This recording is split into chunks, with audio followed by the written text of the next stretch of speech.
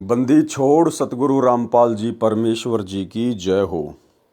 परम पिता परमात्मा सारी सृष्टि के रचनहार कुल मालिक असंख्य ब्रह्मांडों के स्वामी जगत गुरु तीनों लोकों में प्रवेश करके सबका भरण पोषण करने वाले राजाधिराज आत्माधार नाथों के नाथ देवों के देव महादेव सर्वेश्वर महेश्वर मृत्युंजय अजरो अमर आदि अनादि सनातनी प्रभु जगत पिता जगदीश्वर श्री श्री 1008 की उपाधि के वास्तविक अधिकारी अकाल मूरत शब्द स्वरूपी राम वासुदेव सर्वगतम ब्रह्म परम पूज्य परम संत परम पुरुष परम धनी परम दयालु सत्य कबीर हक्का कबीर अल्लाहु अकबर बाखबर अल्लाह ताला जगत के तारणहार जगत के मुक्तिदाता जगत के जगन्नाथ हारे के सहारे हिंदुओं के राम मुसलमानों के अल्लाह सिखों के वाहिगुरु ईसाइयों के मसीह दया के सागर दयानिधि करुणा के सागर करुणानिधि स्वयंभू परिभू संकट मोचन कष्ट हरण मंगल करण दुख भंजन अविगत कबीर निर्विकार निर्विषम परमात्मा अलय अलेख सतगुरु आदि अनादि सतगुरु असली मर्यादा पुरुषोत्तम असली राम असली कृष्ण असली घनश्याम असली मुरारी राजाओं के राजा महाराजाओं के महाराजा शहंशाहों के शहंशाह सम्राटों के सम्राट भगवानों के भगवान अल्लाहों के अल्लाह प्रभुओं के प्रभु मसीहाओं के मसीह सच्चे वाहिगुरु बाबाओं के बाबा पीरों के पीर सेठों के सेठ जगत सेठ सावलसा सेठ सर्वगुण संपन्न अनंत कोटि कलाओं के स्वामी अनंत कोटि ब्रह्मांडों के नायक योगियों में महायोगी ध्यानियों में महाध्यानी सिद्धों में परम सिद्ध ज्ञानियों में तत्वज्ञानी ब्रह्मज्ञानी महाज्ञानी परम ज्ञानी सर्वश्रेष्ठ ज्ञानी विज्ञानी युवा कबीर समरथ कबीर असमवात अमित ओजा सच्चे रहनुमा करीम अल्लाह सुभान अल्लाह दुनिया के अंतिम पैगंबर 8 सितंबर 1951 से गांव धनाना जिला सोनीपत हरियाणा भारतवर्ष की पावन भूमि पे प्रकट रियल कल की भगवान श्री नारायण साकार हरि श्री बाबा साहेब शब्द स्वरूपी राम संत शिरोमणि सतगुरु रामपाल जी परमेश्वर जी के चरण कमल में साध संगति से जुड़े हुए देश विदेश से हम सभी सत्सेवक भाई बहनों का अनंत कोटि दंडवत प्रणाम। सत्साई भाई और बहनों, दया पूज्य गुरुदेव भगवान की, सारी सृष्टि के मालिक की, सतगुरु रामपाल जी भगवान की, जिनके विशेष आशीर्वाद से शुभ आशीर्वाद से आप और हम सभी सत्सेवक भाई बहन साध संगति से जुड़कर अपनी आत्मा के कल्याण हेतु निरंतर भक्ति मार्ग पर गुरुदेव के तत्व ज्ञान को आधार बनाकर बढ़ रहे हैं। भाई और बहनों, पूज्य गुरुदेव जी के कर कमल से लिखित पवित्र ग्रंथ कबीर सागर के सरलार्थ के ऊपर वीडियो बनाने की श्रृंखला जारी है। इसी श्रृंखला में आज हमारा ये 55 नंबर का वीडियो है। प्रत्येक वीडियो में गुरुदेव भगवान के आशीर्वाद से हमें बहुत कुछ सीखने को मिलता है। फिलहाल अध्याय कबीर चरित्र बोध के ऊपर वीडियो बनाने की श्रृंखला जारी है और इस श्रृंखला में कबीर परमेश्वर जब 650 साल पहले लीलामय रूप में एक जीवन व्यतीत कर रहे थे, काशी में परमेश्वर 120 वर्ष तक रहे थे, तो उस समय क्या क्या घटनाएं घटी थी, उन सभी घटनाओं का संक्षेप में गुरुदेव भगवान ने अपने कर कमल से यहाँ पर जिक्र किया है, जिसके ऊपर आप और हम भाई बहन वीडियो बना रहे हैं। तो भाई और बहनों, आगे बढ़ते हैं गुरुदेव के आशीर्वाद से। ये कबीर सागर का सरलार्थ पेज नंबर 527 है। ऋषि विवेकानंद जी से ज्ञान चर्चा।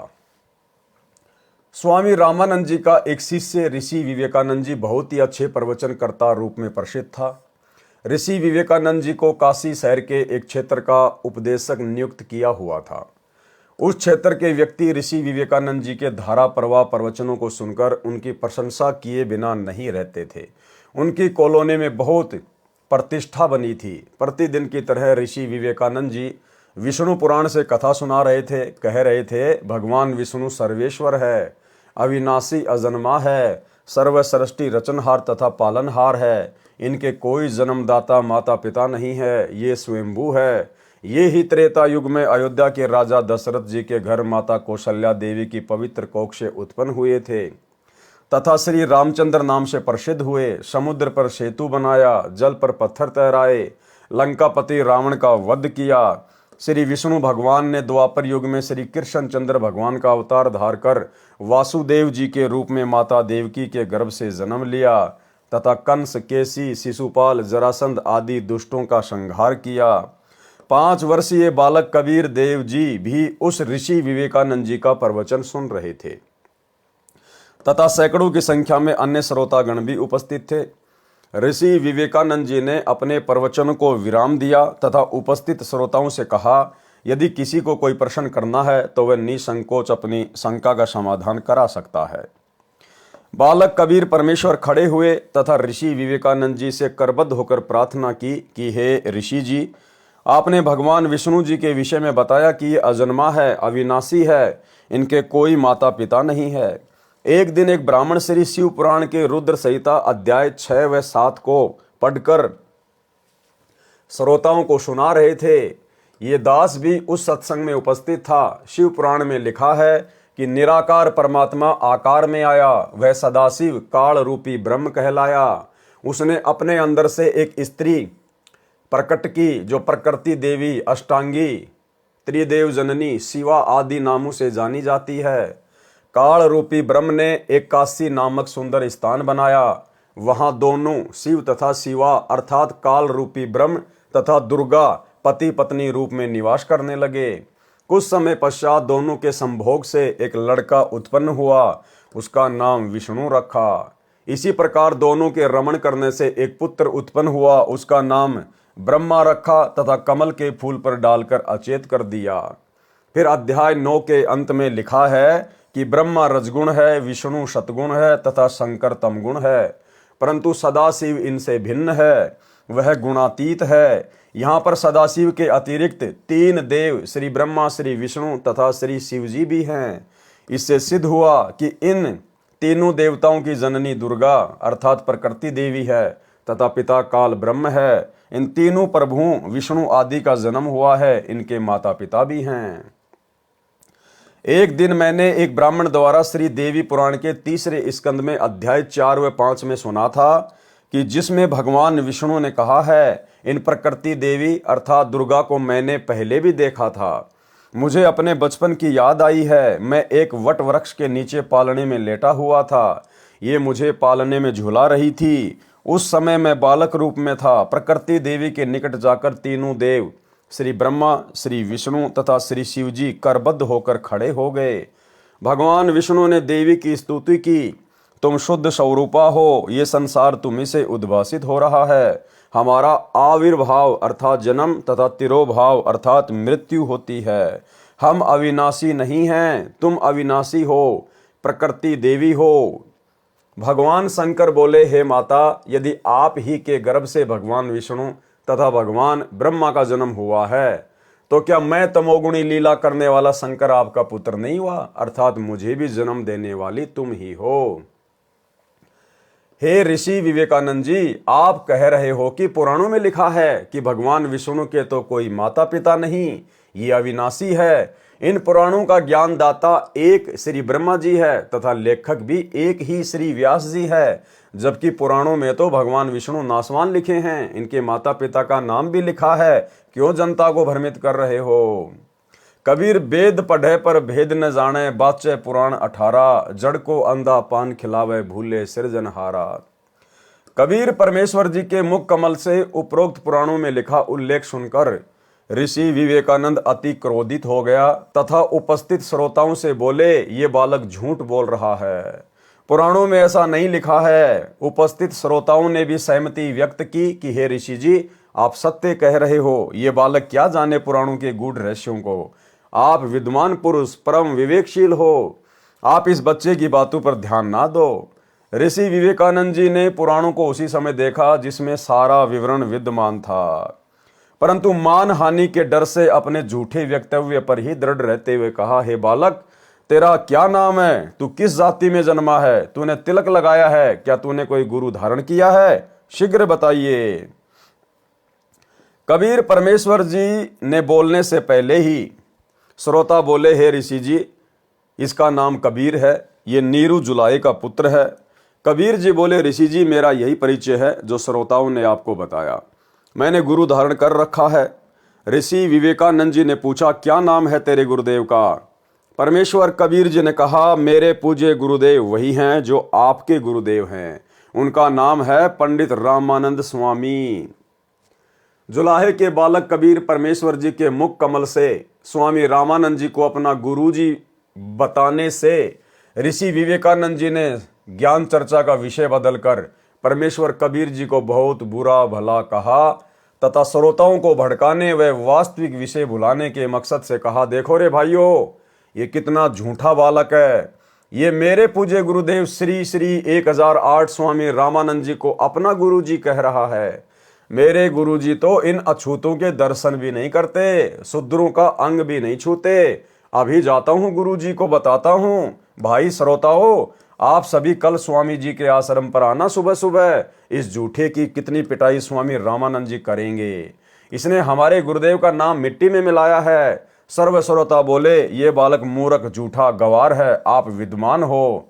कबीर जी ने कहा, निरंजन धन तेरा दरबार, निरंजन धन तेरा दरबार, जहाँ पर तनिक न न्याय विचार, जहाँ पर तनिक न न्याय विचार।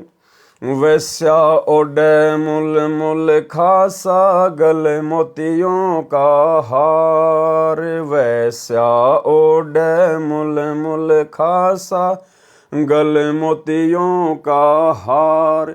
पतिव्रता को मिले न खादी, सूखा निरस आहार, निरंजन धन तेरा दरबार, जहाँ पर तनिक न न्याय विचार।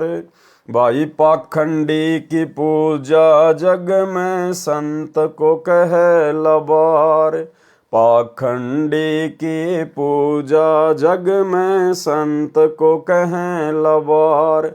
अज्ञानी को परम विवेकी, ज्ञानी को मूढ़ गवार, निरंजन धन तेरा दरबार, जहाँ पर तनिक न न्याय विचार। कहें कबीर सुनो भाई साधो, सब उल्टा व्यवहार, कहें कबीर सुनो भाई साधो, सब उल्टा व्यवहार।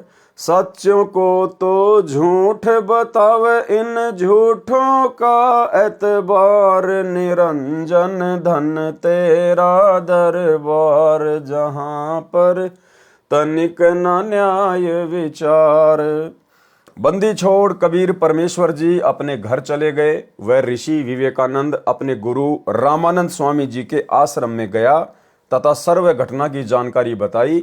हे स्वामी जी, एक छोटी जाति का जुलाहे का लड़का कबीर अपने आप को बड़ा विद्वान सिद्ध करने के लिए भगवान विष्णु जी को नासवान बताता है। हे ऋषि जी, उसने तो हम ब्राह्मणों का घर से निकलना ही दूभर कर दिया है, हमारी नाक काट डाली, अर्थात हमें महाशर्मिंदा लज्जित होना पड़ रहा है। उसने कल भरी सभा में कहा है कि पंडित रामानंद स्वामी मेरे गुरुजी हैं, मैंने उनसे दीक्षा ले रखी है। उस कबीर ने तिलक भी लगा रखा है, जैसा हम वैष्णव संत लगाते हैं। अपने शिष्य विवेकानंद की बात सुनकर स्वामी रामानंद जी बहुत क्रोधित होकर बोले, हे विवेकानंद, कल सुबह उसे मेरे सामने उपस्थित करो, देखना सर्व के समक्ष उसकी झूठ का पर्दाफाश करूंगा।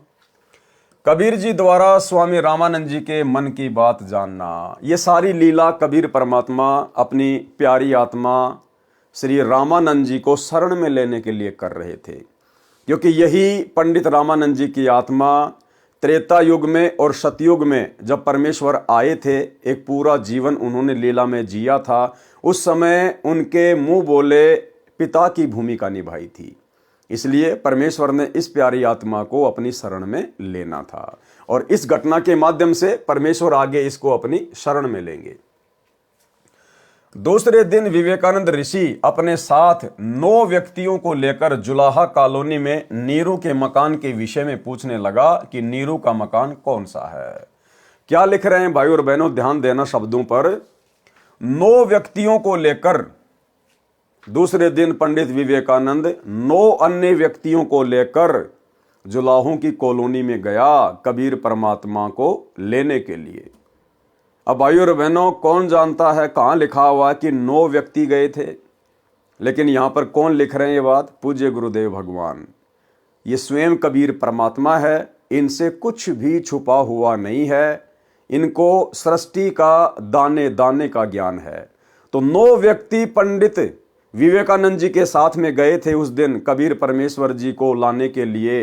ये बातें परमेश्वर ही कह सकते हैं। और पहुंच गए जुलाहों की कॉलोनी में। 9 व्यक्तियों को लेकर जुलाहा कॉलोनी में नीरू के मकान के विषय में पूछने लगा कि नीरू का मकान कौन सा है। कॉलोनी के एक व्यक्ति को उनके आभाव से लगा कि ये कोई अप्रिय घटना करने के मकसद से आए हैं। उसने शीघ्रता से नीरू को जाकर बताया कि कुछ ब्राह्मण आपके घर आ रहे हैं, उनकी नीयत झगड़ा करने की है। नीमा भी वहीं खड़ी उस व्यक्ति की बातें सुन रही थी। उसी समय वे ब्राह्मण गली में नीरू के मकान की ओर आते दिखाई दिए। नीमा समझ गई कि अवश्य कबीर ने इन ब्राह्मणों से ज्ञान चर्चा की है। वे ईर्ष्यालु व्यक्ति मेरे बेटे को मार डालेंगे। इतना विचार करके सोए हुए बालक कबीर को जगाया तथा अपनी झोपड़ी के पीछे ले गई। वहां लेटाकर रजाई डाल दी तथा कहा, बेटा बोलना नहीं है, कुछ व्यक्ति झगड़ा करने के मकसद से अपने घर आ रहे हैं। नीमा अपने घर के द्वार पर गली में खड़ी हो गई। तब तक वे ब्राह्मण घर के निकट आ चुके थे। उन्होंने पूछा, क्या नीरू का घर यही है? नीमा ने उत्तर दिया, हाँ ऋषि जी यही है। कहो कैसे आना हुआ? ऋषि विवेकानंद बोला, कहाँ है तुम्हारा शरारती बच्चा कबीर? कल उसने भरी सभा में मेरे सामने गुरुदेव का अपमान किया है। आज उसकी पिटाई गुरुजी सर्व के समक्ष करेंगे, इसको सबक सिखाएंगे। नीमा बोली, मेरा बेटा निर्दोष है, वह किसी का अपमान नहीं कर सकता। आप मेरे बेटे से ईर्ष्या रखते हो। कभी कोई ब्राह्मण उलाने लेकर आता है, कभी कोई तो कभी कोई। आप मेरे बेटे की जान के शत्रु क्यों बने हो? लौट जाइए। सर्व ब्राह्मण बलपूर्वक नीरू की झोपड़ी में प्रवेश करके कपड़ों को उठा उठाकर बालक को खोजने लगे। 4 पाइयों को भी उलटकर पटक दिया। जोर जोर से ऊंची आवाज में बोलने लगे। माता पिता को दुखी जानकर बालक रूपधारी कबीर परमेश्वर जी रजाई से निकलकर खड़े हो गए तथा कहा, ऋषि जी मैं झोपड़ी के पीछे छुपा हूं। बच्चे की आवाज सुनकर सर्व ब्राह्मण पीछे गए। वहां खड़े कबीर जी को पकड़कर अपने साथ ले जाने लगे। नीमा तथा नीरू ने विरोध किया। नीमा ने बालक कबीर जी को सीने से लगा कर कहा, मेरे बच्चे को मत ले जाओ, मत ले जाओ, ऐसे कहकर रोने लगी। निर्दयों ने नीमा को धक्का मारकर जमीन पर गिरा दिया। नीमा फिर उठकर पीछे पीछे दौड़ी तथा बालक कबीर जी का हाथ उनसे छुटवाने का प्रयत्न किया। एक व्यक्ति ने ऐसा थप्पड़ मारा, नीमा के मुख व नाक से रक्त टपकने लगा। नीमा रोती हुई गली में अचेत हो गई। नीरू ने भी बच्चे को छुड़ाने की कोशिश की तो उसे भी पीट पीट कर मृत समान कर दिया। कॉलोनी वाले उठाकर उनके घर ले गए। बहुत समय पश्चात दोनों सचेत हुए। बच्चे के वियोग में रो रो कर दोनों का बुरा हाल था। नीरू चोट के कारण चल फिरने में असमर्थ जमीन पर गिरकर विलाप कर रहा था। कभी चुप होकर भयभीत हुआ गली की ओर देख रहा था। मन में सोच रहा था कि कहीं वे लौटकर ना आ जाएं तथा मुझे जान से ना मार डालें। फिर बच्चे को याद करके विलाप करने लगता, मेरे बेटे को मत मारो, मत मारो, इसने क्या बिगाड़ा है तुम्हारा। ऐसे पागल जैसी स्थिति नीरू की हो गई थी। नीमा होश में आती थी, फिर अपने बच्चे के साथ हो रहे अत्याचार की कल्पना कर बेहोश अचेत हो जाती थी। मोहल्ले कॉलोनी के स्त्री पुरुष उनकी दशा देखकर अति दुखी थे। अब भाई और बहनों, कहने को तो वो पंडित थे, पंडित रामानंद जी के शिष्य थे, दुनिया में ज्ञान प्रचार किया करते थे और उनका स्वभाव, उनके आचार विचार गुंडे मवालियों जैसे। ये स्थिति भाई और बहनों वर्तमान में सतलोक आश्रम मैनेजमेंट हरियाणा की है, गुरुदेव के लड़का लड़कियों की है, कोऑर्डिनेटरों की है। जब से सन 2016 से संगत में 7 संगतियां शुरू हुई है, तब से इन लोगों को अपने धार्मिक धंधे के ऊपर खतरा मंडराता हुआ दिखाई देने लगा और इन्होंने बहुत प्रयास किया सात संगतियों को रुकवाने का। जहां जहां सात संगतियां होती, ये लोग पंडित विवेकानंद की तरह गुंडों की फौज लेकर पहुंच जाते, सत्सेवक भाई बहनों के साथ में मार पिटाई करते, पुलिस वालों को साथ में लेके जाते, पुलिस वालों को पैसे देकर उनको शराब पिलाकर भगत भाई बहनों को पिटवाते थे। दिल्ली की सात संगति में पुलिस वालों को पैसे देकर भगत भाई बहनों को जानवरों की तरह इन्होंने जो है वो पिटवाया। मुझ पवन दास के ऊपर लगभग 2-3 बार जानलेवा हमले किए। अपनी तरफ से तो एक प्रकार से मारकर ही छोड़कर चले गए थे। वीडियो दास आपको बार बार दिखाता रहता है। कहने का मतलब भाई और बहनों, वर्तमान में परम पूज्य सतगुरु रामपाल जी परमेश्वर जी की शरण में आने के बाद भी उनके परिवार का, कोऑर्डिनेटरों का, आश्रम संचालकों का आचार विचार व्यवहार कुछ भी चेंज नहीं हुआ। वही गुंडे मवालियों वाली हरकतें। इसलिए भाई और बहनों, परमात्मा ने अंत में फिर सात संगतियां शुरू करवाई और एक सच्चे मिशन को परमेश्वर ने सात संगति के माध्यम से आगे बढ़ाया। मोहल्ले कॉलोनी के स्त्री पुरुष उनकी दशा देखकर अति दुखी थे। प्रातः काल का समय था। स्वामी रामानंद जी गंगा नदी पर स्नान करके लौटे ही थे, अपनी कुटिया में बैठे थे। जब उन्हें पता चला कि उस बालक कबीर को पकड़कर ऋषि विवेकानंद जी की टीम ला रही है, तो स्वामी रामानंद जी ने अपनी कुटिया के द्वार पर कपड़े का पर्दा लगा लिया, ये दिखाने के लिए कि मैं पवित्र जाति का ब्राह्मण हूं तथा शूद्रों को दीक्षा देना तो दूर की बात है, सुबह सुबह तो दर्शन भी नहीं करता।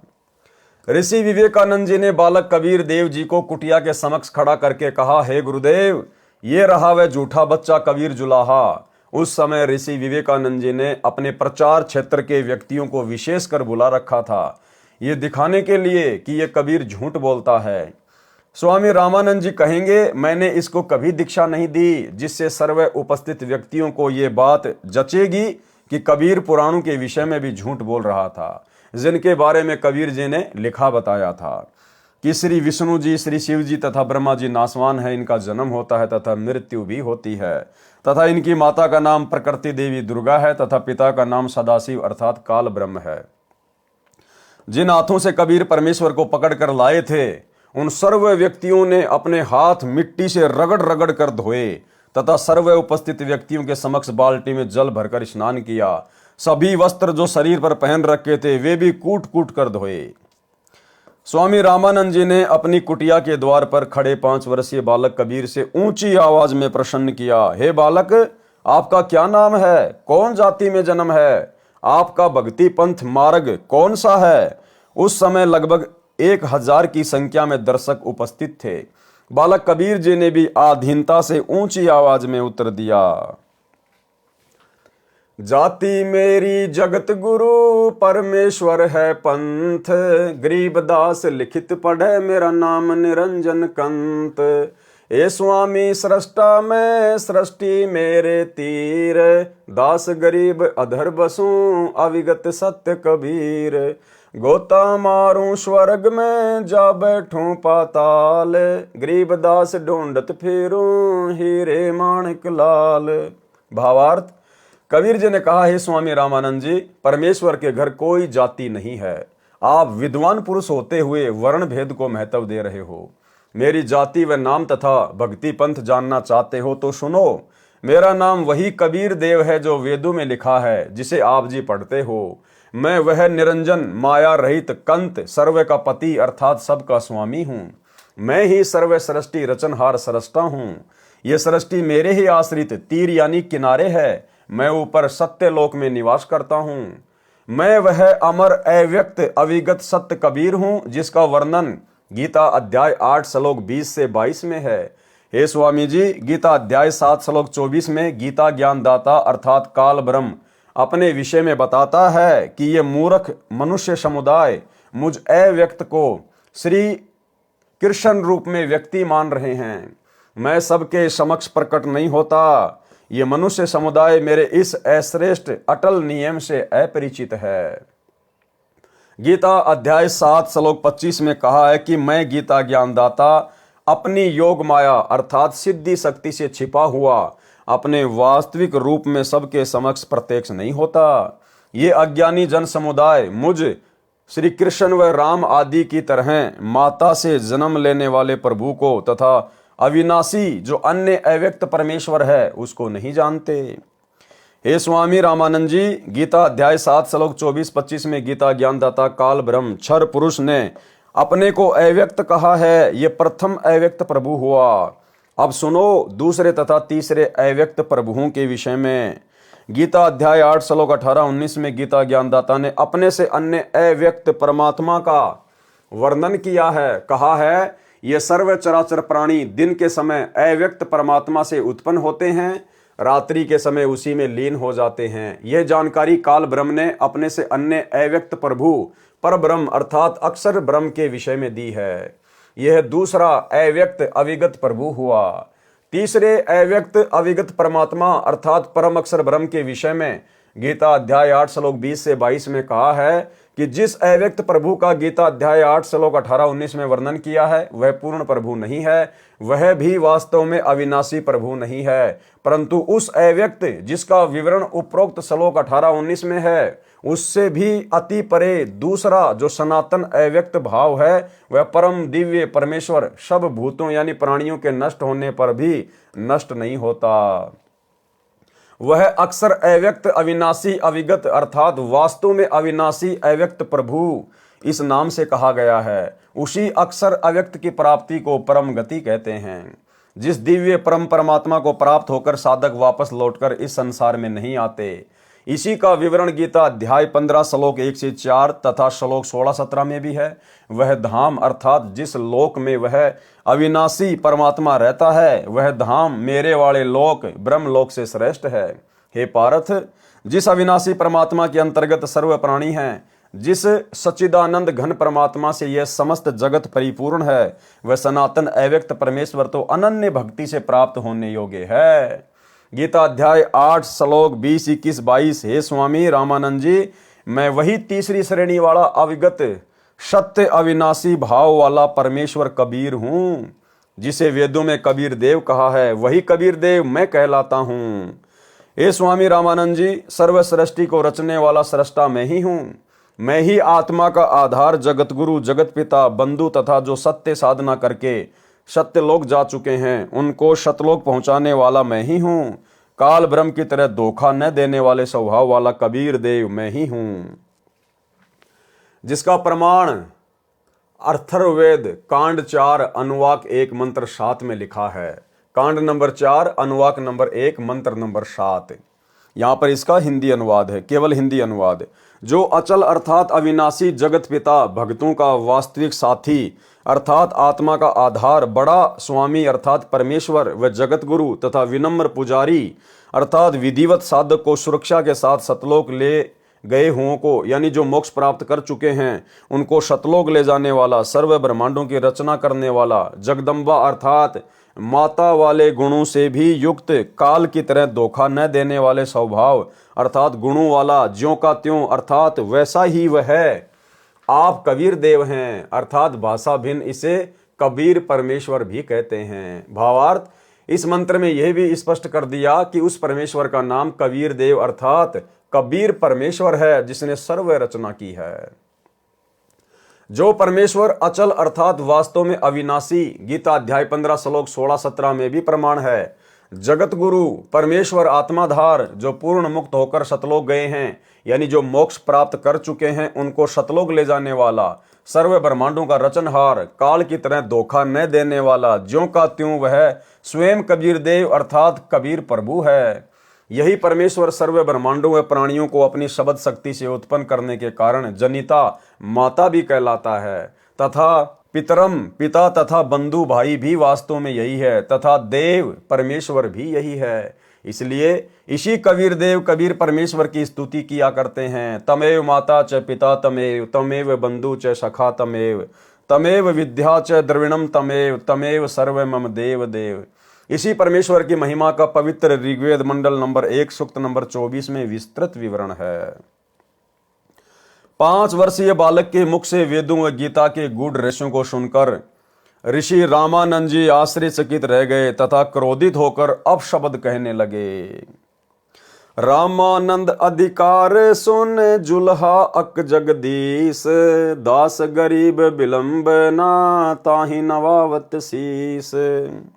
रामानंद को गुरु कहे तन से नहीं मिलात, दास गरीब दर्शन भये पैड़े लगी जुलात।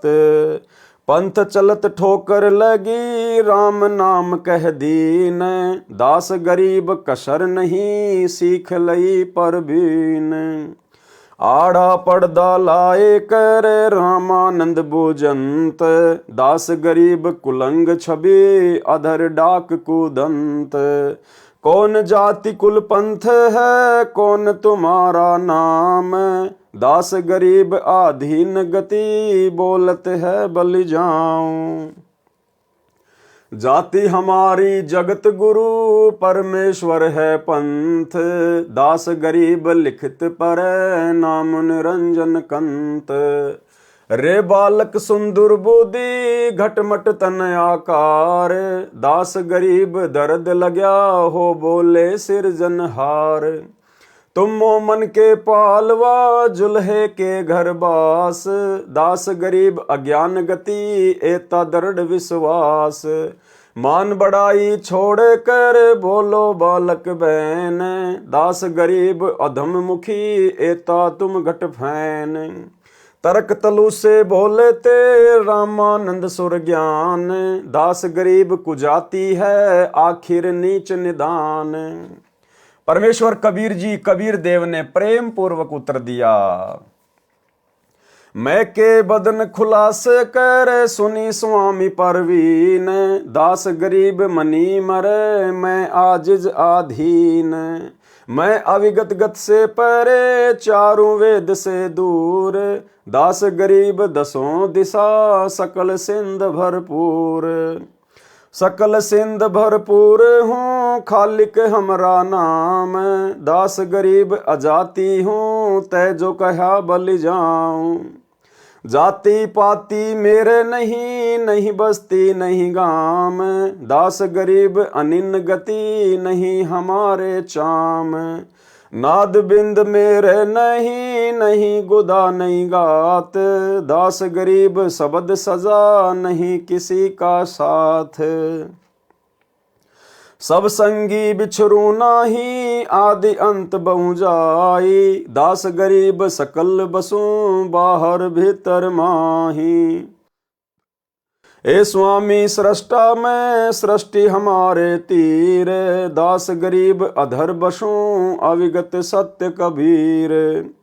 पौमी धरनी आकाश में मैं व्यापक सब ठोर, दास गरीब न दूसरा हम समतुल नहीं और। हम दासन के दास हैं कर्ता पुरुष करीम, दास गरीब अवधूत हम ब्रह्मचारी सीम।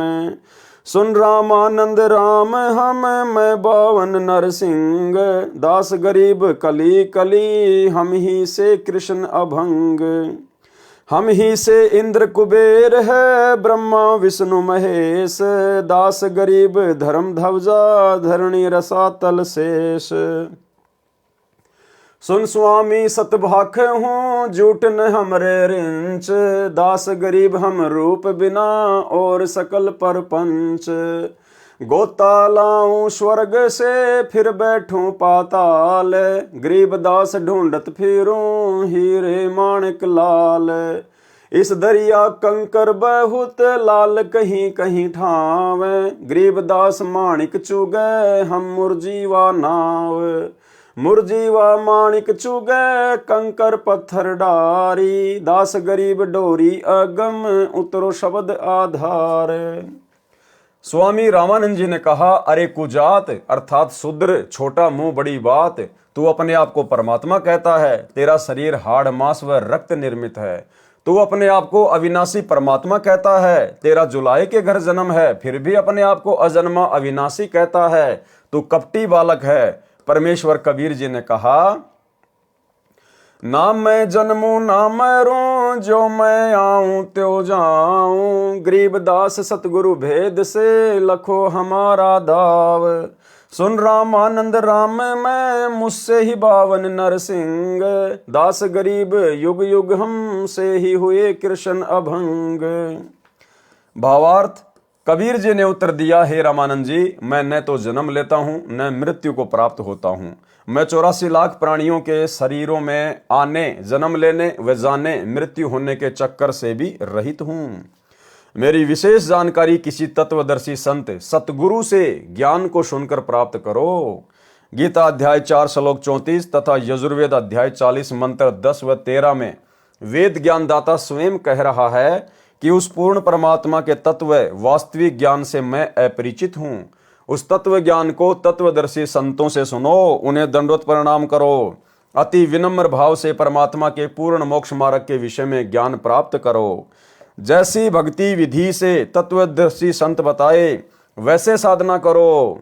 गीता अध्याय 15 श्लोक 17 में लिखा है कि श्लोक 16 में जिन दो पुरुषों भगवानों क्षर पुरुष अर्थात काल ब्रह्म तथा अक्षर पुरुष अर्थात परब्रह्म का उल्लेख है, वास्तव में अविनाशी परमेश्वर तथा सभी का पालन पोषण व धारण करने वाला परमात्मा तो उन उपरोक्त दोनों से अन्य ही है। हे स्वामी रामानंद जी, वह उत्तम पुरुष अर्थात सर्वश्रेष्ठ प्रभु मैं ही हूँ। इस बात को सुनकर स्वामी रामानंद जी बहुत क्षुब्ध हो गए तथा कहा कि रे बालक, तू निम्न जाति का और छोटा मुंह बड़ी बात कर रहा है, तू अपने आप भगवान बन बैठा। बुरी गालियां भी दी। कबीर साहिब बोले कि गुरुदेव, आप मेरे गुरुजी हैं, आप मुझे गाली दे रहे हो तो भी मुझे आनंद आ रहा है, लेकिन मैं जो आपको कह रहा हूं मैं ज्यों का त्यों पूर्ण ब्रह्म ही हूं, इसमें कोई संशय नहीं है।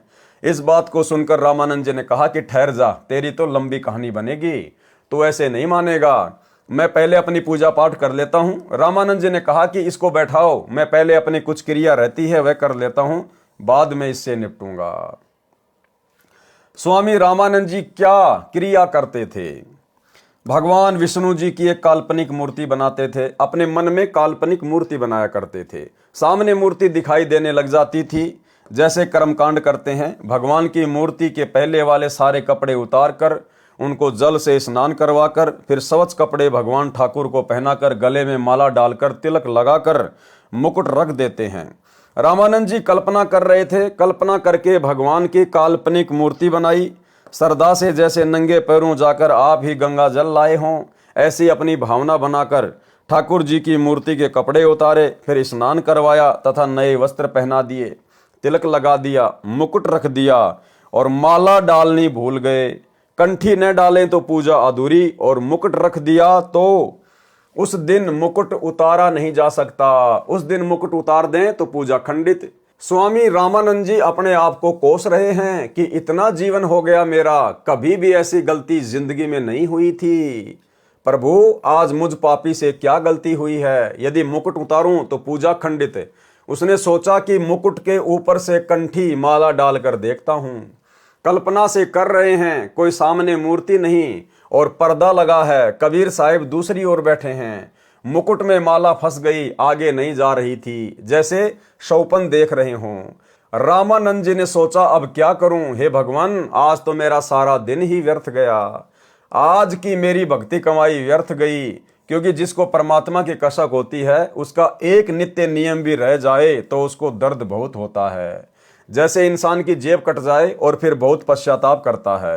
प्रभु के सच्चे भक्तों को इतनी लगन होती है। इतने में बालक रूपधारी कबीर परमेश्वर जी ने कहा कि स्वामी जी, माला की घुंडी खोलो और माला गले में डाल दो, फिर गांठ लगा दो, मुकुट उतारना नहीं पड़ेगा। रामानंद जी काहे का मुकुट उतारे था, काहे की गांठ खोले था।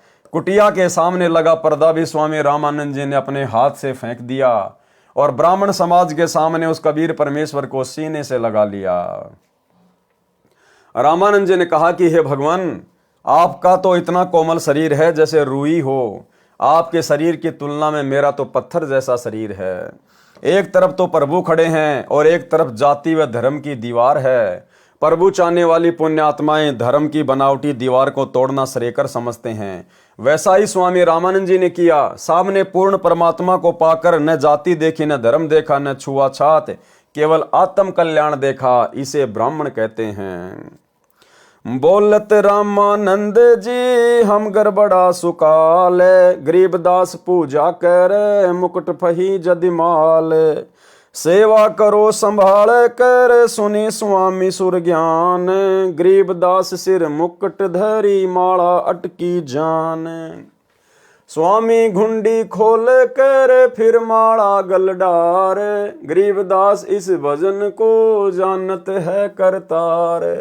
ड्योडी पर्दा दूर कर लिया कंठ लगाए, गरीबदास गुजरी बहुत बदने बदन मिलाए।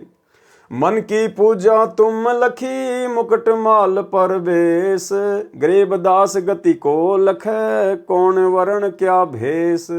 ये तो तुम शिक्षा दई मान लई मन मोर, गरीबदास कोमल पुरुष हमरा बदन कठोर।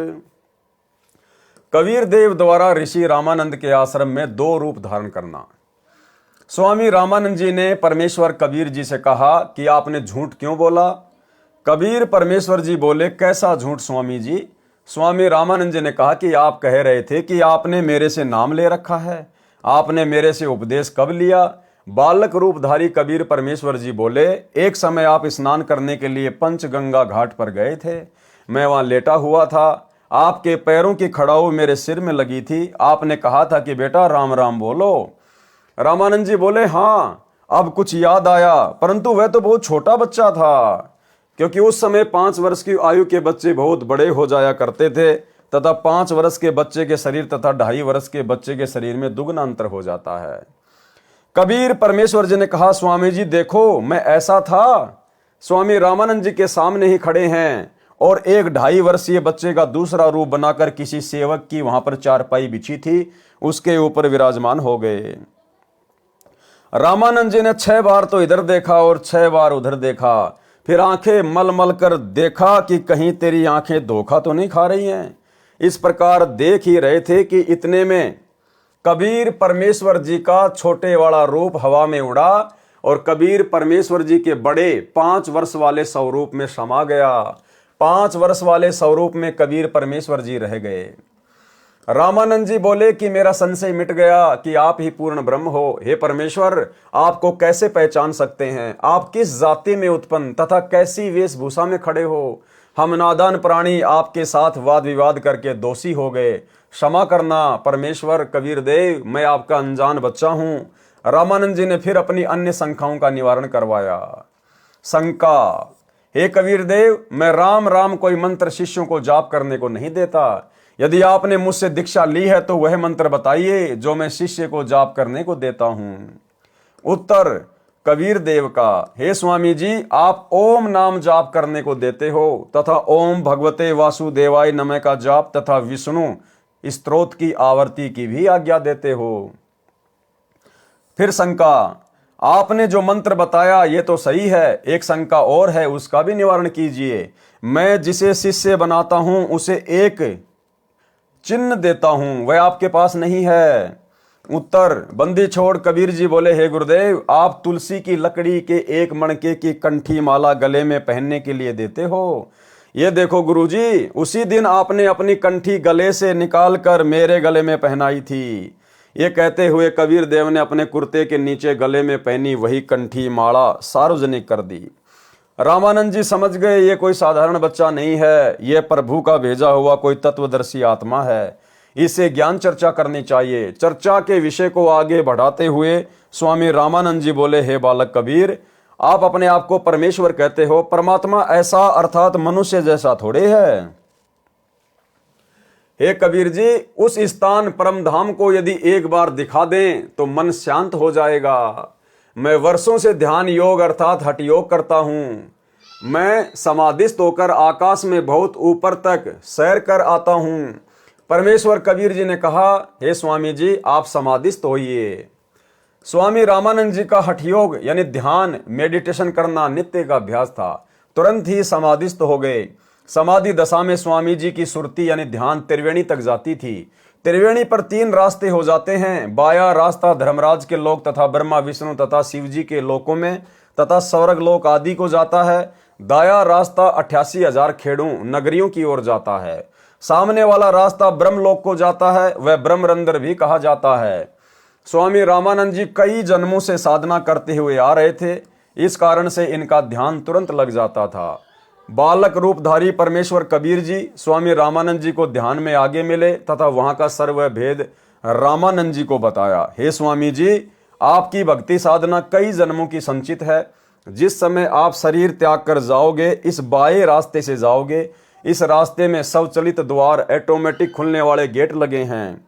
जिस साधक की जिस भी लोक की साधना होती है वह धर्मराय के पास जाकर अपना लेखा करवाकर इसी रास्ते से आगे चलता है।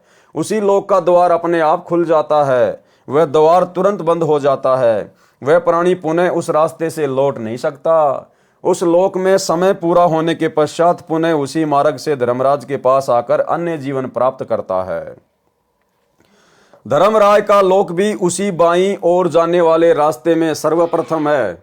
उस धर्मराज के लोक में प्रत्येक की भक्ति अनुसार स्थान तय होता है। आप स्वामी रामानंद जी की भक्ति का आधार विष्णु जी का लोक है। आप अपने पुण्य को इस लोक में समाप्त करके पुनः पृथ्वी लोक पर शरीर धारण करोगे। ये हरहट के कुएं जैसा चक्कर आपकी साधना से कभी समाप्त नहीं होगा। ये जन्म मृत्यु का चक्कर तो केवल मेरे द्वारा बताए तत्व ज्ञान द्वारा ही समाप्त होना संभव है। परमेश्वर कबीर जी ने फिर कहा, हे स्वामी जी, जो सामने वाला द्वार है यह ब्रह्मरंध्र है। ये वेदों में लिखे किसी भी मंत्र जाप से नहीं खुलता। ये तो मेरे द्वारा बताए सत्य नाम जो दो मंत्र का होता है, एक ओम मंत्र तथा दूसरा तत्। यह तत् सांकेतिक है। वास्तविक नाम मंत्र तो उपदेश लेने वाले को बताया जाएगा, उसके जाप से खुलता है। ऐसा कहकर परमेश्वर कबीर जी ने सत्य नाम दो मंत्रों के नाम का जाप किया। तुरंत ही सामने वाला द्वार ब्रह्मरंध्र खुल गया। परमेश्वर कबीर जी अपने साथ स्वामी रामानंद जी की आत्मा को लेकर उस ब्रह्मरंध्र में प्रवेश कर गए। उसके पश्चात वह द्वार तुरंत बंद हो गया। उस द्वार से निकलकर लंबा रास्ता तय किया, ब्रह्मलोक में गए। आगे फिर 3 रास्ते हैं। बाईं ओर एक रास्ता महास्वर्ग में जाता है। उस महास्वर्ग में नकली डुप्लीकेट सतलोक, अलखलोक, अगमलोक तथा अनामी लोकों की रचना काल ब्रह्म ने अपनी पत्नी दुर्गा से करवा रखी है। प्राणियों को धोखा देने के लिए उन सर्व नकली लोकों को दिखाकर वापस आए। दाईं ओर सप्तपुरी, ध्रुव लोक आदि हैं। सामने वाला द्वारा वहां जाता है जहां पर गीता ज्ञानदाता काल ब्रह्म अपनी योग माया से छुपा रहता है। वह 3 स्थान बनाए हैं। एक रजोगुण प्रधान क्षेत्र है जिसमें काल ब्रह्म तथा दुर्गा प्रकृति देवी पति पत्नी रूप में साकार रूप में रहते हैं। उस समय जिस पुत्र का जन्म होता है वह रजोगुण युक्त होता है। उसका नाम ब्रह्मा रख देता है। उस बालक को युवा होने तक अचेत रखकर परवरिश करते हैं। युवा होने पर काल ब्रह्म स्वयं विष्णु रूप धारण करके अपनी नाभि से कमल का फूल प्रकट करता है। उस कमल के फूल पर युवा अवस्था प्राप्त होने पर ब्रह्मा जी को रखकर सचेत कर देता है। इसी प्रकार एक शतोगुण प्रधान क्षेत्र बनाया है। उसमें दोनों दुर्गा व काल ब्रह्म पति पत्नी रूप में रहकर अन्य पुत्र शतोगुण प्रधान उत्पन्न करते हैं। उसका नाम विष्णु रखते हैं। उसे भी युवा होने तक अचेत रखते हैं। शेष सैया पर सचेत करते हैं। अन्य शेषनाग ब्रह्म ही अपनी शक्ति से उत्पन्न करता है। इसी प्रकार एक तमोगुण प्रधान क्षेत्र बनाया है। उसमें वे दोनों दुर्गा तथा काल ब्रह्म पति पत्नी व्यवहार से तमोगुण प्रधान पुत्र उत्पन्न करते हैं। उसका नाम शिव रखते हैं। उसे भी युवा अवस्था प्राप्त होने तक अचेत रखते हैं। युवा होने पर तीनों को सचेत करके इनका विवाह प्रकृति दुर्गा द्वारा उत्पन्न तीनों लड़कियों से करते हैं। इस प्रकार ये काल ब्रह्म अपना सृष्टि चक्र चलाता है। परमेश्वर कबीर जी ने स्वामी रामानंद जी को वह रास्ता दिखाया तथा 21वें ब्रह्मांड में फिर 3 रास्ते हैं। बाईं ओर फिर नकली सतलोक, अलखलोक, अगमलोक तथा अनामी लोक की रचना की हुई है। दाईं ओर 12 भक्तों का निवास स्थान बनाया है जिनको अपना ज्ञान प्रचारक बनाकर जनता को शास्त्र विरुद्ध ज्ञान पर आधारित करवाता है।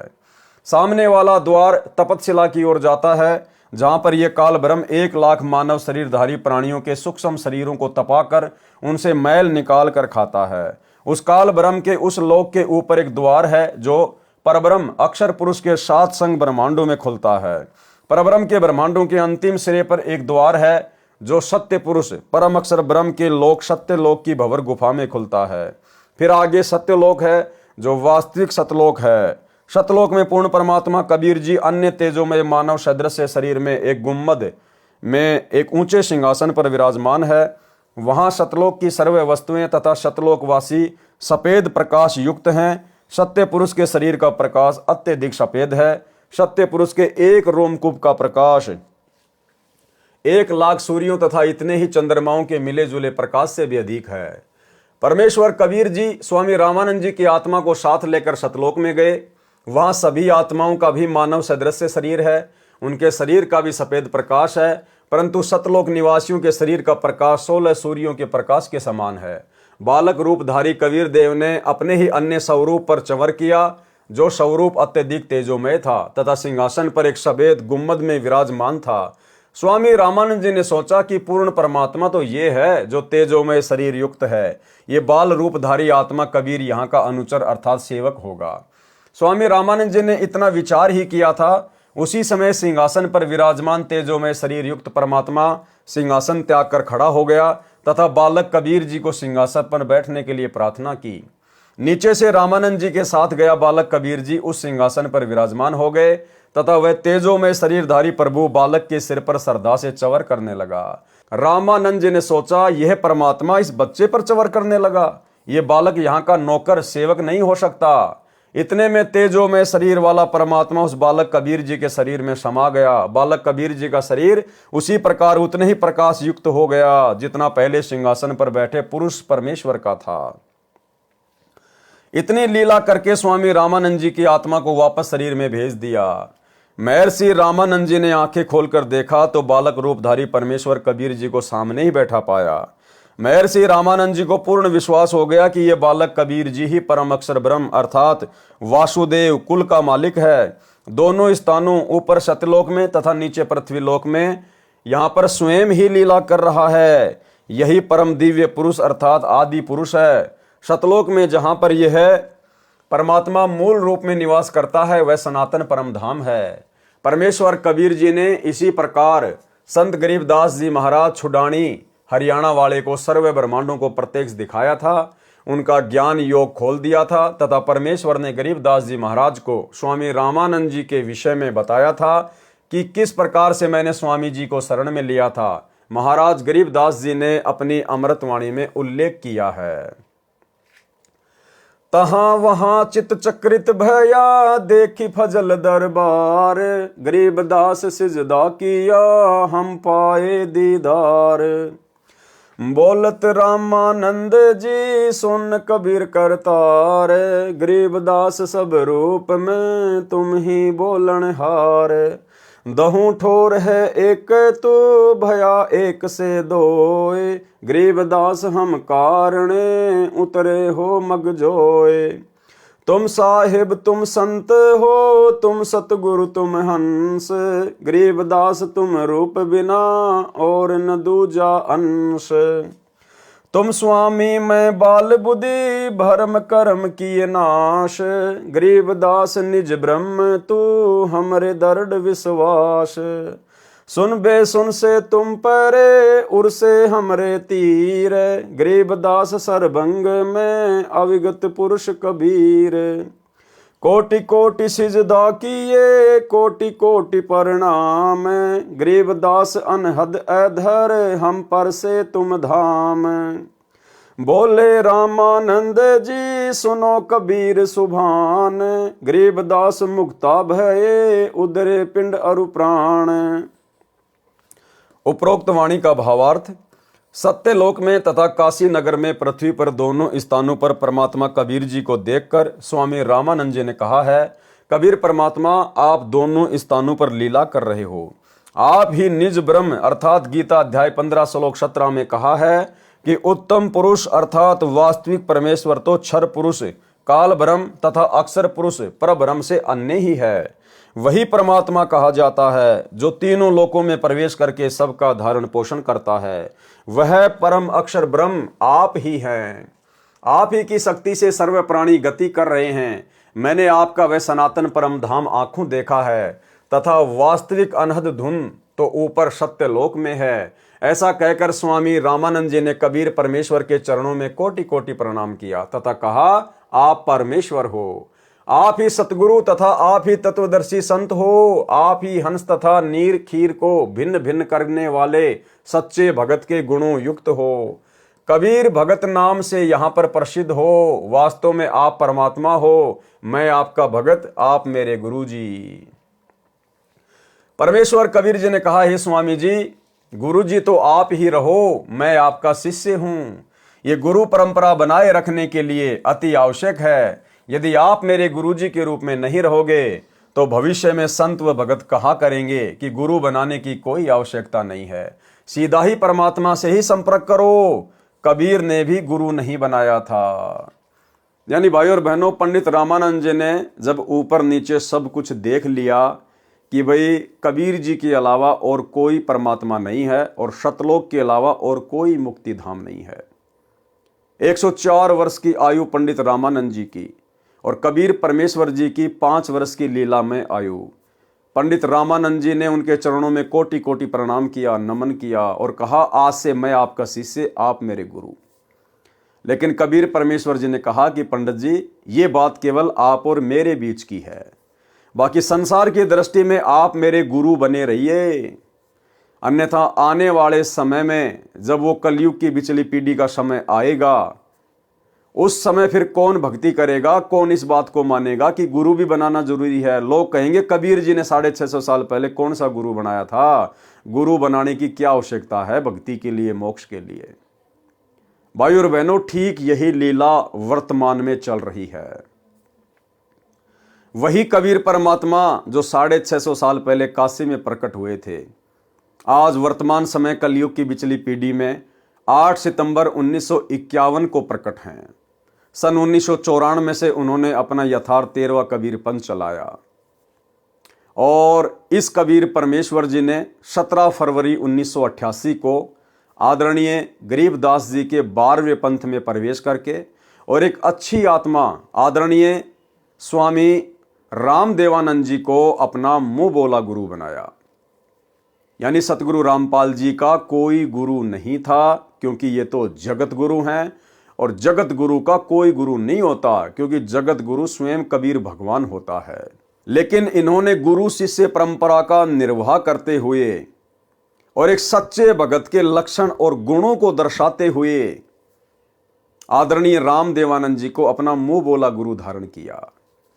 ये बात हम सत्सेवक भाई बहन तो पिछले 8-10 वर्षों से संगत को वीडियो बनाकर समझाते आए रहे हैं, लेकिन इसका सबसे बड़ा प्रमाण आपको स्वयं पूज्य गुरुदेव सतगुरु रामपाल जी परमेश्वर जी के कलयुगी छोटे बेटे मनोज के मुख से भी सुनाते हैं। मनोज ने कहा कि जब मैं छोटा सा था उस समय मुझे मेरे पिताजी ने, सतगुरु रामपाल जी ने दादा गुरु जी से नाम दिलवाया। मैं अपने पिताजी सतगुरु रामपाल जी के साथ में दादा गुरु जी के पास जाता था, सेवा करता था, आश्रम में जाता था। एक दिन मेरे पिताजी मुझे दादा गुरु जी के पास लेकर गए। जैसे हम वहां पहुंचे तो पता चला कि दादा गुरु जी विश्राम कर रहे थे। कुछ समय के बाद में जब दादा गुरु जी की आंख खुली, एक सेवक दौड़कर गया और सेवक ने बताया, जी ऐसे ऐसे हरियाणा से रामपाल जी आए हुए हैं। तो दादा गुरु जी ने कहा कि आपने उनको अंदर क्यों नहीं बुलाया, बाहर क्यों बैठा के रखा। तो सेवकों को बड़ा आश्चर्य हुआ कि एक हमारे जैसे भगत के विषय में इतना बोल रहे हैं कि उनको बाहर क्यों बैठाया, अंदर क्यों नहीं बुलाया, जबकि उन्होंने तो नाम भी हमारे से बाद में लिया, वो तो एक भगत है। तो सेवक ने कहा, जी आप विश्राम कर रहे थे, आप सो रहे थे। तो दादा गुरुदेव ने कहा कि मुझे जगाया क्यों नहीं, मुझे जगाना चाहिए था, और जाओ उनको अंदर लेके आओ। सेवक गया, सेवक ने सारी बात बताई और जब गुरुदेव भगवान अंदर गए अपने कलयुगी बेटे मनोज के साथ में, तो मनोज अपने इंटरव्यू में कह रहा है कि मैंने देखा कि दादा गुरुजी अपनी चारपाई से खड़े होने का प्रयास कर रहे थे गुरुजी को देखते ही, लेकिन गुरुजी ने एक अच्छे शिष्य की भूमिका निभाते हुए तुरंत उनके चरणों में दंडवत प्रणाम किया और उनके चरणों में ही बैठ गए। इतने में दादा गुरुजी ने कहा कि नहीं नहीं नहीं, आप नीचे मत बैठिए, आप ऊपर आइए, आप ऊपर आइए, आपकी जगह ये है, आपकी जगह ये है। और दादा गुरुजी उठकर नीचे बैठने का प्रयास कर रहे थे, लेकिन गुरुदेव भगवान ने देखा कि यहां तो बहुत सारे सेवक खड़े हैं, तो गुरुदेव ने एक अच्छे सुयोग्य शिष्य की भूमिका निभाते हुए अंत तक यही कहा, नहीं जी आप ही बैठे रहिए, मैं नीचे ठीक हूं। अंत में दादा गुरुदेव ने कहा कि आप कम से कम चारपाई पर तो बैठिए, लेकिन गुरुदेव भगवान ने एक अच्छे शिष्य की भूमिका निभाते हुए उनके चरणों में ही बैठना स्वीकार किया और एक टक दादा गुरुजी सतगुरु रामपाल जी के चेहरे की तरफ देखते रहे। उसके बाद में मनोज ने कहा कि ये सेम टू सेम वही घटना घटी जो घटना 650 साल पहले कबीर परमेश्वर और पंडित रामानंद जी के बीच में घटित हुई। यानी भाइयों और बहनों, ठीक है, सतगुरु रामपाल जी का कलयुगी परिवार, सतलोक आश्रमों से जुड़े हुए भाई बहन, कोऑर्डिनेटर, ये आज भी सतगुरु रामपाल जी को कबीर परमात्मा नहीं मानते हैं।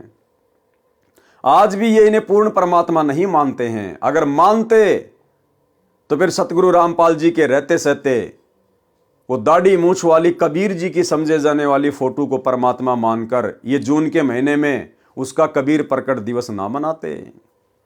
लेकिन ये अपने गुरु को केवल मानुष मानते हैं, अपने जैसा एक व्यक्ति मानते हैं। और भगवान कबीर आज भी उस दाढ़ी मूछ वाली कबीर जी की मुर्दा फोटो को ही मानते हैं।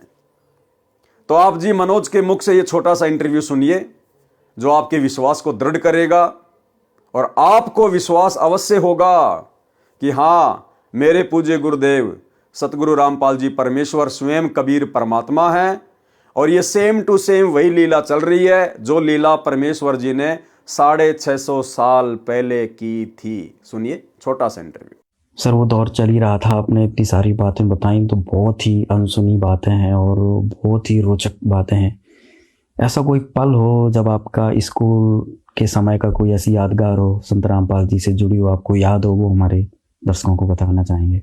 जब मैं छोटा था तो एक बार मैं स्कूल के लिए तैयार हो रहा था, स्कूल जाने के लिए तैयारी कर ली, ड्रेस वैस पहन ली।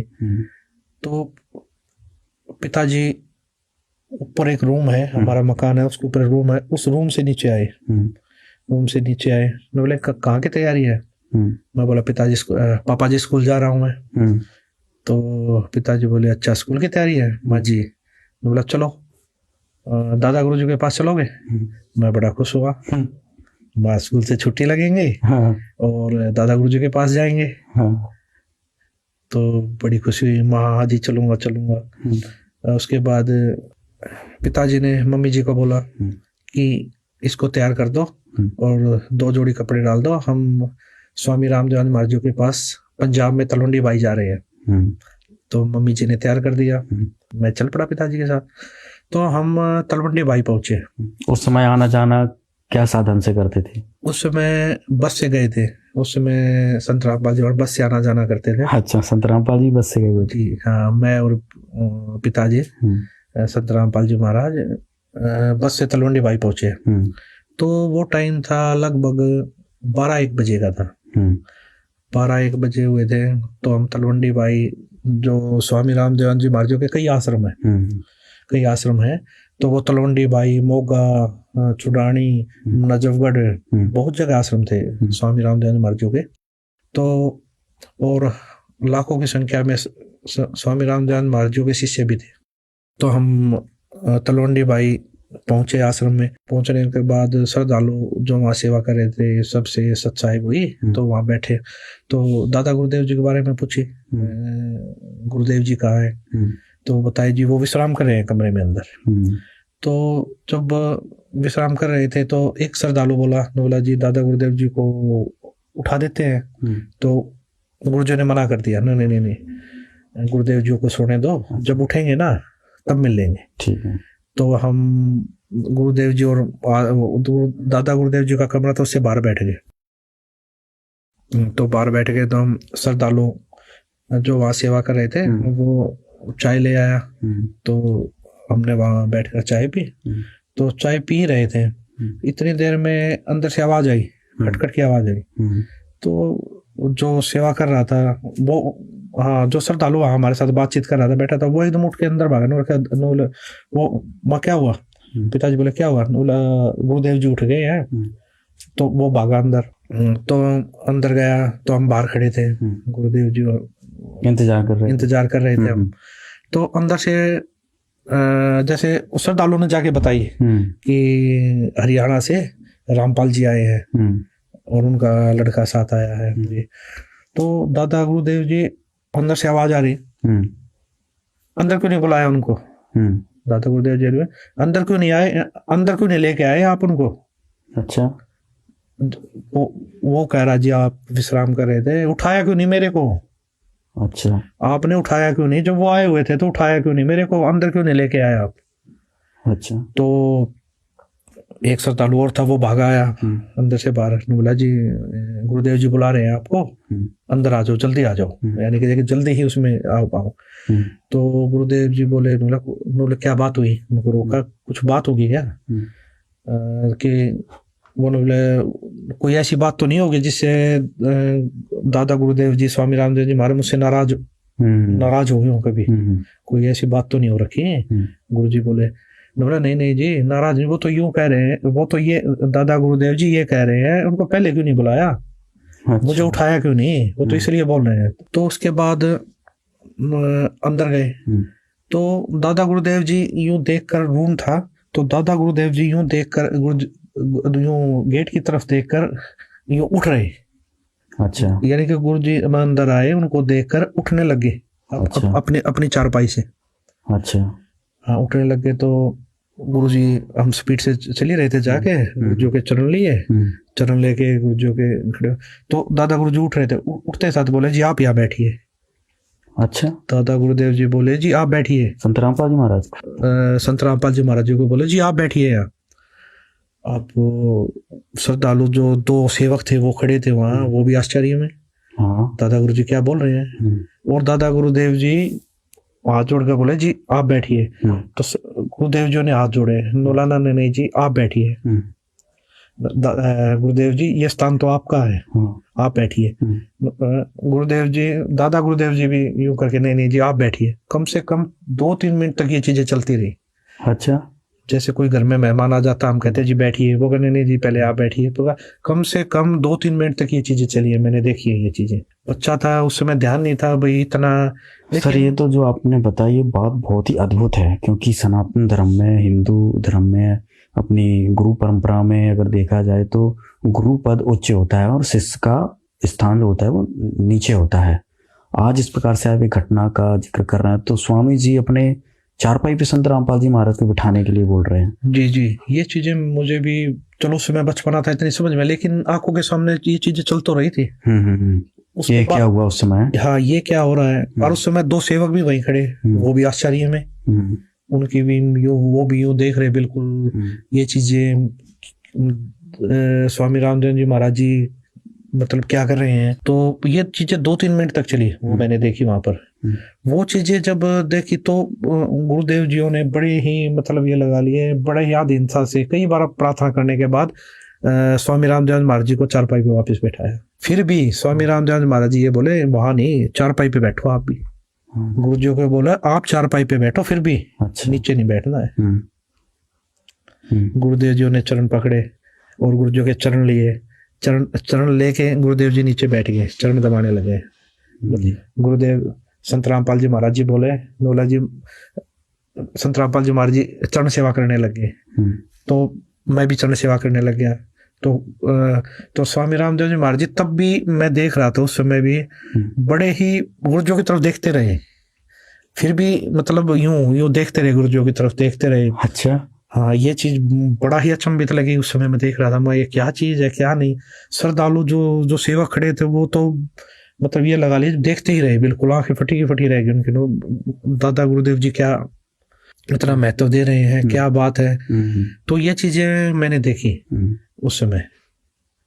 तो ये चीजें जो समझ में आ रही हैं, ये चीजें तो जैसे सत्संग सुनने को मिले, संत रामपाल जी महाराज जी को पता लगा।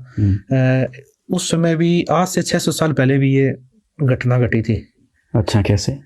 ये जिस समय कबीर परमात्मा जी आए उस समय भी स्वामी रामानंद जी महाराज कबीर साहब जी के गुरु जी थे, नाम दीक्षाली थी। तो कबीर परमात्मा स्वामी रामानंद जी महाराज जी को सतलोक दिखा के लाए, वो सचखंड दिखा के लाए, सारी इस काललोक का या इस पृथ्वी का लगा लीजिए जितने भी ब्रह्मांड सब दिखाया उनको, उनके बारे में जानकारी दी। तो ये सारी जानकारी मिलने के बाद स्वामी रामानंद जी महाराज जी को भक्ति का ज्ञान हो गया, उस सचखंड का ज्ञान हो गया। तो इसी प्रकार स्वामी रामानंद जी महाराज जियों ने कबीर परमात्मा को हाथ जोड़कर प्रार्थना की कि जी आप मुझे नाम दीक्षा दीजिए, आप ही परमात्मा हो। जब उनको ज्ञान होगा उन्होंने बोला आप ही परमात्मा हो। अच्छा। तो मैं कैसे बैठ सकता हूँ जी ऊपर, कैसे मैं आपका गुरु हो सकता हूँ। तो ये चीजें जब देखी, ये चीजें उस समय भी ये घटना घटी थी, ये विचित्र घटना हुई थी उस समय भी। तो स्वामी कबीर परमात्मा ने स्वामी रामानंद जी महाराज जी को भी यही बोला था उस समय कि जी गुरु और शिष्य, गुरु और शिष्य का नाता है, ये बना रहेगा, ये भक्ति काल का कलयुग तक। कबीर परमात्मा बोले ये चीजें चलेंगी और वहां तक लेके जानी है हमें, तो आप मेरे गुरु रहो, मैं आपका शिष्य रहूंगा। और ये भक्ति, जो भक्ति युग है, ये गुरु शिष्य का नाता बना रहेगा, ये मेरी आपसे प्रार्थना है। तो ये चीजें अब जो देखने को मिल रही है, ये चीजें कुछ मुझे तो लगा वही बिल्कुल, ये तो वही घटनाक्रम जो अभी आपने 600 वर्ष पहले कबीर जी का बताया, वही घटनाक्रम इस समय आपने जो देखा, ये तो बहुत ही अद्भुत बात है। जो हमारे दर्शक हैं वो इस घटना को देखकर समझ सकते हैं कि ये तो बिल्कुल प्रत्यक्ष दृष्टा थे मनोज जी वहाँ पर। और जो ये घटनाक्रम हुआ, इससे संत रामपाल जी महाराज के जो भक्त हैं वो समझ सकते हैं कि संत रामपाल जी महाराज कौन है। ये तो सर बहुत ही अद्भुत आपने घटना बताई है। इसके साथ सर कोई और याद जुड़ी हो? उसके बाद मैं बताना चाहूंगा एक और अद्भुत जो घटना घटी है मेरी आंखों के सामने, वो भी बताना चाहूंगा आपको जी। मैंने क्या देखा, एक बार स्वामी रामदेवानंद जी महाराज जी बैठे हुए और सैकड़ों की संख्या में श्रद्धालु बैठे हुए। दादा गुरुदेव जी ने संत रामपाल जी महाराज जी को बुलाया। अच्छा। बुलाने के बाद उनको अपने पास बैठाया। अपने पास बैठा के स्वामी रामदेवानंद जी महाराज जी बोले, जितने भी श्रद्धालु वहां बैठे हुए थे, आज के बाद संत रामपाल जी महाराज जी नाम दीक्षा देंगे सभी को। अच्छा जी, मैं नाम दीक्षा नहीं दूंगा आज के बाद, संत रामपाल जी महाराज जी नाम दीक्षा देंगे। और आगे जो भी नाम दीक्षा लेगा वो संत रामपाल जी महाराज जी से नाम दीक्षा ले। अच्छा। स्वामी रामदेवानंद जी महाराज जितने भी श्रद्धालु वहां पर बैठे हुए थे उनके सामने बोला, आज के बाद मैं तुम्हारा गुरु नहीं हूं, आज के बाद आपके गुरु संत रामपाल जी महाराज हैं। आज के बाद यही आप सभी को नाम दीक्षा देंगे। और तो और सबसे विचित्र बात, जिन्होंने मेरे से भी नाम दीक्षा ले रखी है, हाँ, वो दोबारा संत रामपाल जी महाराज जी से नाम दीक्षा ले। अच्छा। ये चीज मैंने अपनी आंखों से देखी, कानों से सुनी। अच्छा। और वहां पर सैकड़ों की संख्या में भगत बैठे थे, उन्होंने भी सुनी। इतना कहकर स्वामी रामदेवानंद जी महाराज जी ने संत रामपाल जी महाराज जी की तरफ देखा और बोले, संत रामपाल जी, आप जी के बराबर इस पृथ्वी पर कोई संत नहीं होगा। और ये चीज एक बार नहीं कही स्वामी रामदेवानंद जी, दादा गुरुदेव जी ने, ये कम से कम सैकड़ों बार बोला है। अच्छा। ये चीजें जहां भी जैसे छुडानी धाम में भी बोला। हाँ। छुडानी धाम में तो क्या था, नाम दीक्षा लेने के लिए आए श्रद्धालु, दादा गुरुदेव जी बैठे हुए थे। तो गुरुदेव जी बैठे थे, तो गुरुदेव जी ने बोला, जो सेवक थे, संत रामपाल जी को बुला के लाओ। तो गुरुदेव जी साइड वाले रूम में थे उस समय, श्रद्धालुओं को समझा रहे थे, जो नए भगत थे उनको तत्व ज्ञान बता रहे थे। तो दादा गुरुदेव जी ने बुलाया संत रामपाल जी, और बुला लिया था कि सेवक गए, वो बोले जी दादा गुरुदेव जी बुला रहे हैं, गुरुदेव जी बुला रहे हैं। जब गुरु जी आए तो स्वामी जी ने हाथ जोड़ के बोला, आप इनको नाम दीक्षा दीजिए। जब गुरु जी आए तो स्वामी जी ने हाथ जोड़ के बोला, आप इनको नाम दीक्षा दीजिए। जब गुरु जी आए तो स्वामी जी ने हाथ जोड़ के बोला, आप इनको नाम दीक्षा दीजिए। जब गुरु जी आए तो स्वामी जी ने हाथ जोड़ के बोला, आप इनको नाम दीक्षा दीजिए। अच्छा जी, आप इनको नाम उपदेश दीजिए। तो ये चीज मैंने अपनी आंखों से देखी है। एक बार नहीं, सैकड़ों बार ये दादा गुरुदेव जी ने बोला है। फिर मेरे जीवन में एक ऐसी घटना घटी, 1992 की बात है, कि मैं एक डीआईजी को लेकर के मधुबन गया हुआ था, पुलिस ट्रेनिंग सेंटर के अंदर। रात को वहाँ ठहरे, मैं सुबह सोकर उठा तो मैंने देखा, मैं चारपाई पर लेटा हुआ, मेरी आंखें खुल गई। तो लेटे लेटे मैं क्या देख रहा हूं कि मेरे पैरों की तरफ उस मकान यानी कमरे में 2 खिड़कियां थी। एक खिड़की में महाराज जी कम से कम 8-10 फीट ऊपर आसमान में बैठे हैं। वो सीन मुझे आज तक याद है। काले रंग के चश्मे लगा रखे थे, लाइनिंग वाला शर्ट, काली पैंट, और ऐसे बैठे हैं जैसे पद्मासन होता है, हाथ जोड़कर। तो संत रामपाल जी की तरफ 2 पैर दिखाई दे रहे हैं, घुटने से नीचे बिल्कुल लाल रंग के, जैसे सूर्य सुबह निकलता है। तो मैं देख कर डर गया। मैंने अपनी घड़ी देखी, उस द्वार पे एक घड़ी लगी हुई थी, उसको देखा भी 7 बज गए हैं। दूसरी खिड़की से देखा तो शहतूत का पेड़ है, चिड़िया बैठी हैं। लेकिन मैं ये सीन क्या देख रहा हूँ, कम से कम 5 मिनट मैंने सीन को देखा। तो मैं डर गया कि मैंने समझा कि भी कहीं गुरुजी मर गए हैं, उनकी आत्मा मुझे मिलने के लिए आ रही है। और उस समय फ़ोन भी नहीं थे, मैं डीआईजी को बोल भी नहीं सकता था कि मेरा भाई मर गए हैं। तो मैं बहुत चिंतित हो गया। हम 1 बजे मधुबन से रोहतक के लिए चले, हम लोग 3 बजे वहाँ पहुँच गए। मैं गाड़ी खड़ी करके सीधा मकान पे गया, गुरुजी के मकान के ऊपर। तो जाके मैंने देखा गुरुजी ठीक ठाक मिले, मन में शांति हुई। तो गुरुजी ने पूछा भी कैसे आना हुआ आज दिन में, कैसे टाइम मिल गया। तो मैंने घटना के बारे में बताया। मैंने कहा जी मैंने तो ऐसे ऐसे एक घटना देखी सुबह सुबह, मैं डर गया कहीं आप मर ना गए हो। तो महाराज जी ने कहा कि मेरे स्वरूप में कबीर परमेश्वर आए थे और अब आपको भक्ति मिल जाएगी।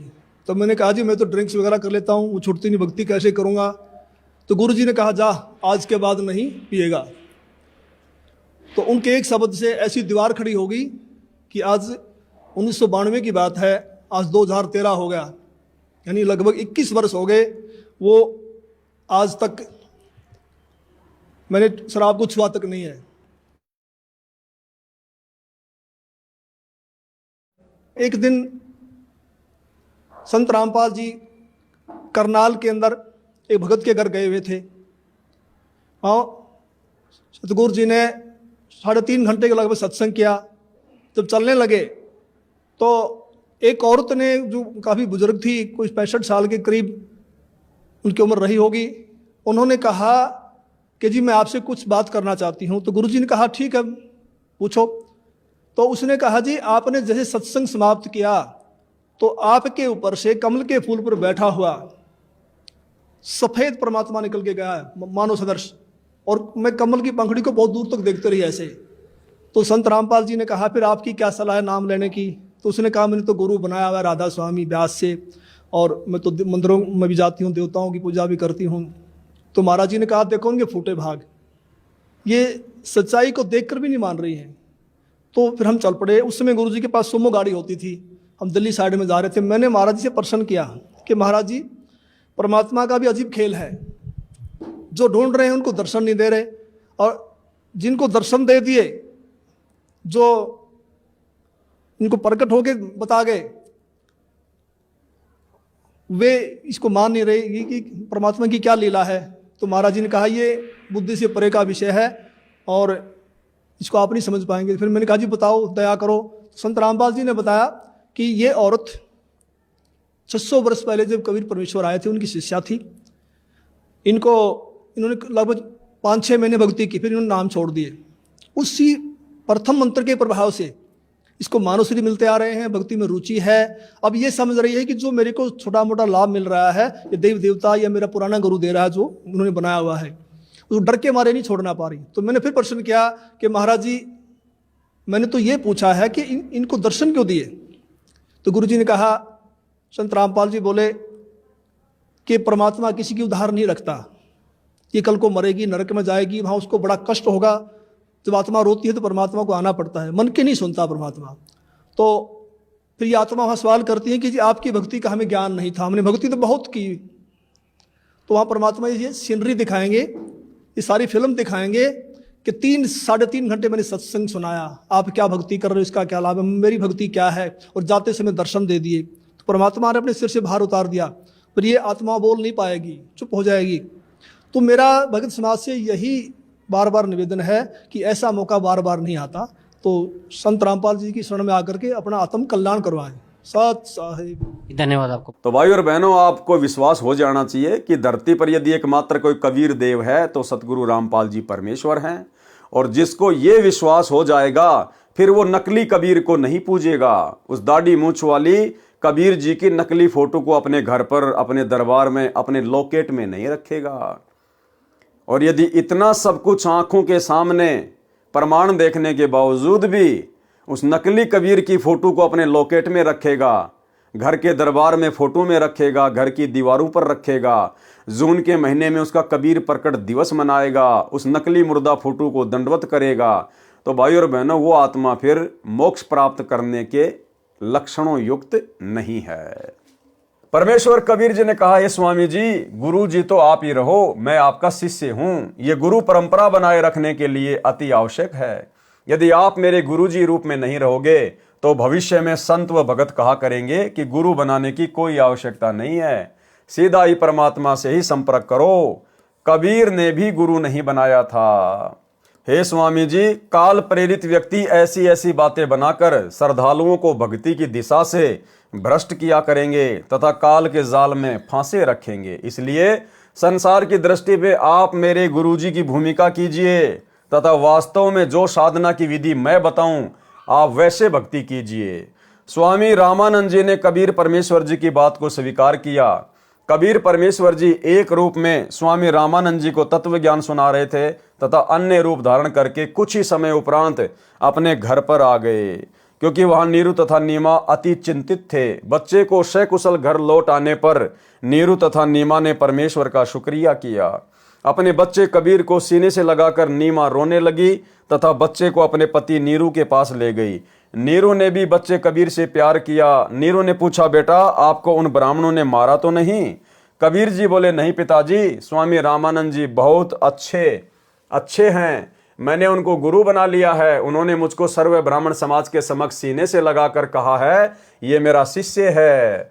आज से मैं सर्व हिंदू समाज के सर्व जातियों के व्यक्तियों को शिष्य बनाया करूंगा। माता पिता नीरू तथा नीमा अति प्रसन्न हुए तथा घर के कार्य में व्यस्त हो गए। स्वामी रामानंद जी ने कहा, हे कबीर जी, हम सभी की बुद्धि पर पत्थर पड़े थे, आपने ही अज्ञान रूपी पत्थरों को हटाया है। बड़े पुण्य कर्मों से आपका दर्शन सुलभ हुआ। ये शब्द अगम निगम बोध के पृष्ठ 38 पर लिखा है। मेरा नाम कबीरा, हूं जगत गुरु जाहिरा, तीन लोक में यश है मेरा, त्रिकुटी है अस्ताना, 5 3 हम ही ने कीने, जाते रचा जिहाना, गगन मंडल में बासा मेरा, 9 कमल पर माना, ब्रह्म बीज हम ही से आया, बनी जो मूर्ति नाना, शंखों लहर मेहर की उपजय, बाजय अनहद बाजा, गुप्त भेद वाही को देंगे, शरण हमारी आजा, भव बंधन से लेऊं छुड़ाई, निर्मल करूं शरीरा, सुर नर मुनि कोई भेद न पावे, पावे संत गभीरा, वेद कतेब में भेद न पूरा, काल जाल जंजाला, कहे कबीर सुनो गुरु रामानंद, अमर ज्ञान उजाला। नेकी सेऊ सम्मन के बलिदान की कथा।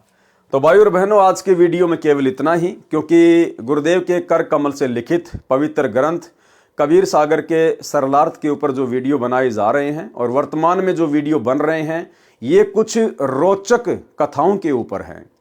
तो ये कथाएं हमने गुरुदेव के मुख कमल से अनेकों बार सुनी हुई है और इन कथाओं का जो निष्कर्ष है ये हम पहले के वीडियो में भली भांति समझ चुके हैं।